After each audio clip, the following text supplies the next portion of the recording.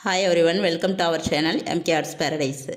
இன்றைக்கி நாம் இந்த கிளாஸில் என்ன பார்க்க போகிறோம்னா, சுகர் பீடு மற்ற எந்த பீடாக இருந்தாலும் பீடு ஒர்க்கில் எப்படி ஜாயின் பண்ணுறது அப்படின்றத பற்றி தான் இந்த கிளாஸில் நம்ம பார்க்க போகிறோம். ஏற்கனவே நம்ம பார்ட் 1 த்ரெட்டு வச்சு எப்படி நம்ம ஜாயின் பண்ணுறதுன்றதை பார்த்துருக்குறோம்.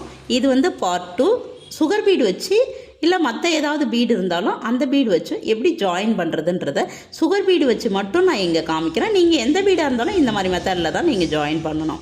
அது ஒரு சில சைஸை பொறுத்து நம்ம டிஃப்ரென்ஸ் படும். இப்போதைக்கு முக்கியமான ஜாயினிங் மட்டும் நான் ஒரு 4 ஜாயினிங் எடுத்துருக்கிறேன். மற்ற எல்லாமே நீங்கள் கரெக்டாக பண்ணிடுவீங்க. ஸோ இது முக்கியமான ஜாயினிங்கிறதுனால இதில் மட்டும் நான் எடுத்துருக்கிறேன். இது எப்படி செய்கிறதுன்றத நான் இதில் காமிக்கிறேன். இதில் பார்த்திங்கன்னா எல் ஷேப் ஒன்று இருக்குது, டி ஷேப் ஒன்று இருக்குது, ஸ்மால் லெட்டர் ஆர் ஷேப் ஒன்று இருக்குது, கொடி ஷேப் ஒன்று இருக்குது. இப்போது இதில் மெயின் இருக்கிறத நான் ஃபஸ்ட்டு கொடுத்துட்டேன். சுகர் பீடு வச்சு கோல்டு சுகர் பீடு வச்சு கொடுத்துட்டேன். இதுக்கப்புறம் பார்த்திங்கன்னா இதில் எப்படி ஜாயின் பண்ணுறது அப்படின்றத வேறு கலர் வச்சு, ஏன்னா இதே கலர் வச்சா எங்கே ஜாயின் பண்ணணுன்னு தெரியாது, அதனால் வேறு கலர் வச்சுட்டு நான் உங்களுக்கு எப்படி ஜாயின் பண்ணுறதுன்றதை காமிக்கிறேன் பாருங்கள். இப்போது இந்த எல் ஷேப் ஃபஸ்ட்டு எடுத்துப்போம். இந்த எல் ஷேப் எடுத்துக்கும் போது நாம் இது வரைக்கும் தைச்சி முடிச்சிருக்கிறேன். இப்போ இந்த இடத்துல இருந்து கனெக்ட் பண்ணுறேன். பண்ணும்போது இப்படி ஸ்ட்ரைட்டாக இந்த இடத்துல எடுத்தோம்னா ஒரு சின்ன கேப் தெரியும். ஸோ நான் என்ன பண்ணுறேன்னா, இந்த கோட்டுக்கு நேராக கொஞ்சம் அந்த பீடோட உள் நோக்கி இப்படி சாய்ச்சி குத்துறேன். குத்திட்டு இந்த த்ரெட்டை எடுத்துட்டு நான் என்ன பண்ணுறேன்னா, இப்போது க்ரீன் கலர் சுகர் பீடு கொடுக்குறேன். அது நமக்கு கிளாஸ் பீடு தான். க்ரீன் கலர் சுகர் பீடு கொடுக்குறேன். இப்போ இது எப்படி இருக்குதுன்றதை கனெக்ட் ஆகுதுன்றதை பாருங்கள். இப்போ இதில் பார்த்தீங்கன்னா இந்த லைனில் நாம் அப்படி கனெக்ட் பண்ணுறோம்.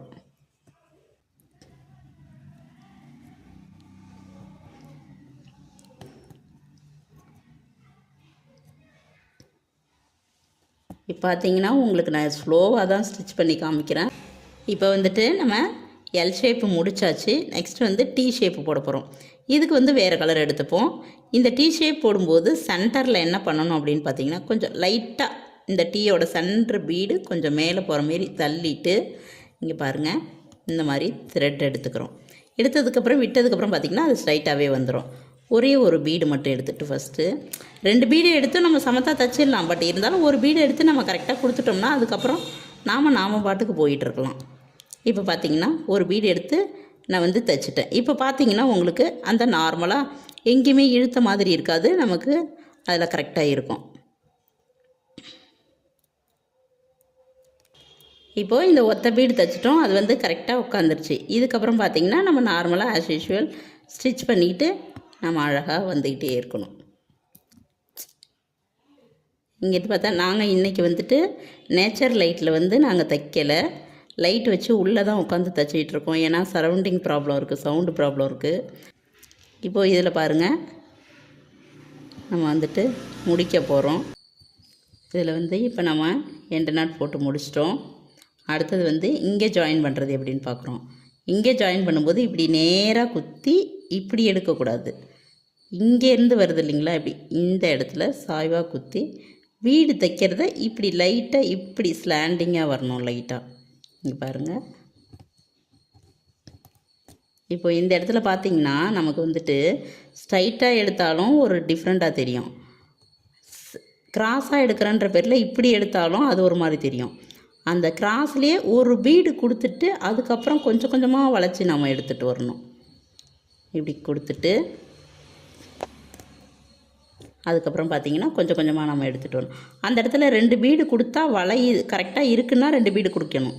இல்லை 2 பீடு நமக்கு வளையலை அப்படின்னா ஒத்த பீடாக கூட கொடுத்து நம்ம வளைச்சிட்டு வந்துடணும் இந்த இடம்.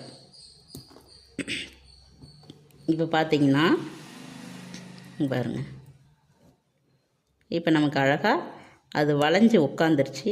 ஸோ நமக்கு பிரச்சனை கிடையாது. இப்போ இந்த இடத்தோட நம்ம எண்டு நாட் போட்டுட்டு அழகாக முடிச்சிருவோம்.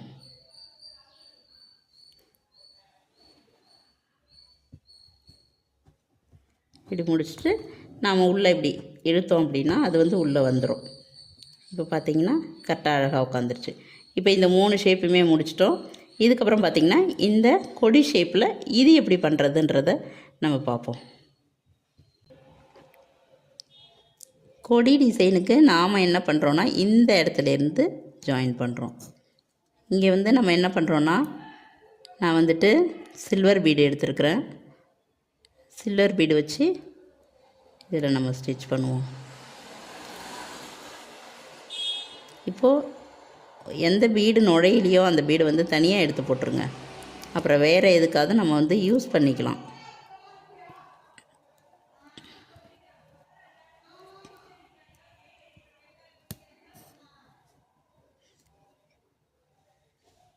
இது ஃபுல்லாகவே நம்ம கொஞ்சம் பொறுமையாக ஸ்டிச் பண்ணணும். இந்த வளையிற இடத்துல பார்த்திங்கன்னா 2 வந்தால் 2 கொடுங்க. 2 சப்போஸ் வரலையா அப்போ வந்துட்டு நம்ம ஒன்று கொடுத்துக்கலாம்.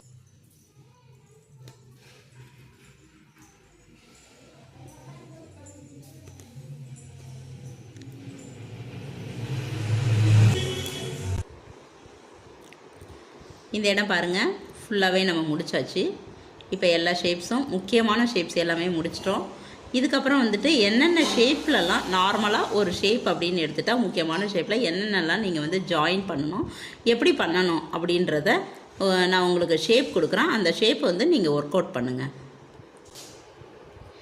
இப்போது இந்த இடத்துல பார்த்தீங்கன்னா நம்ம வந்து அவுட்லைனில் எப்படியெல்லாம் ஜாயின் பண்ணுறது அப்படின்றத பற்றி பார்க்குறோம். ஏன்னா போன கிளாஸில் நம்ம அவுட்லைன் ஸ்டிச்சு, சுகர் பீடோட செயின் ஸ்டிச்சில் இருந்தால் அவுட்லைன் ஸ்டிச்சுன்னு பார்த்தோம். அந்த அவுட்லைன் ஸ்டிச்சில் ஜாயினிங் ஸ்டிச்சிங்கை பார்க்குறோம். இந்த ஜாயினிங் ஸ்டிச்சில் முக்கியமான ஷேப்ஸ் இது. ஃபஸ்ட்டு இதில் ஒர்க் அவுட் பண்ணுங்கள். இதில் ஒர்க் அவுட் பண்ணி முடித்தோடனே, இது ஆல்ரெடி நான் வீடியோவில் ஒர்க் அவுட் பண்ணிட்டேன், இதே மாதிரியே நீங்கள் ஒர்க் அவுட் பண்ணுங்கள். உங்களுக்கு பிடிச்ச கலர் நீங்கள் மாற்றி போட்டு. இப்போ வந்து அடுத்தது பார்த்தீங்கன்னா இந்த ஜாயினிங்கில் நம்ம எங்கெங்கே ஜாயின் பண்ணுவோம் அப்படின்னு பார்த்தீங்கன்னா, இந்த வட்டம், கட்டம், முக்கோணம், திலகம், இந்த மாங்காய் ஷேப்பு, இந்த ஐ ஷேப்பு, அதாவது நமக்கு இதை லீஃப் ஷேப்புன்னு சொல்லுவோம்.